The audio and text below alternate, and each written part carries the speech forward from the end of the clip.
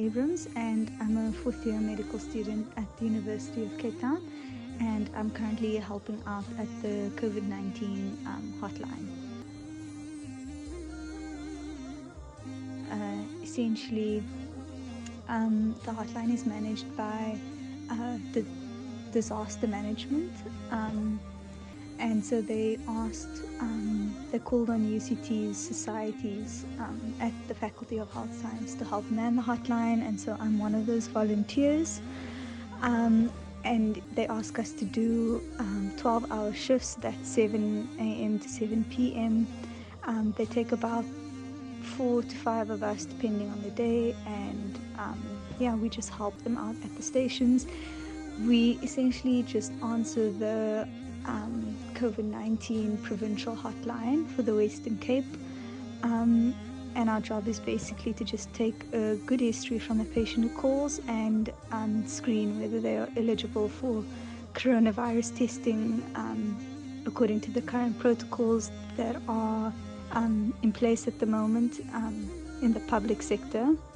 So we have to basically just find out whether the person on the other end of the line can or cannot be tested.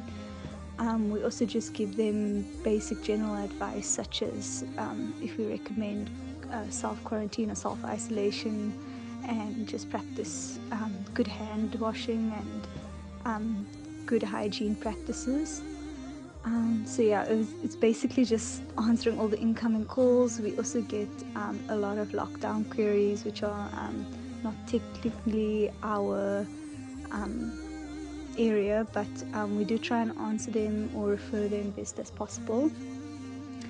The team is really fun and they make it exciting, and it's really nice to actually help out and pull a bit of weight. We feel as medical students who perhaps can't really help out with the actual medical side of things quite yet, at least we are able to extend a hand and help out in other ways. So it's a pleasure for us to be doing it, and I look forward to helping out in many more opportunities in the future.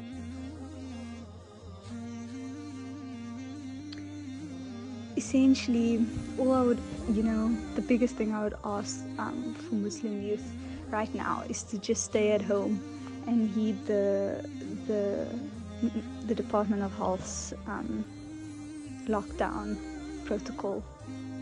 That's the most that I can ask, because doing something as simple as staying at home can save so many lives. And we know that the youth are kind of like the one that maybe is itching to go out a little bit more than others, but it's important for the youth to also remember that they're not the ones that are most severely affected by this virus.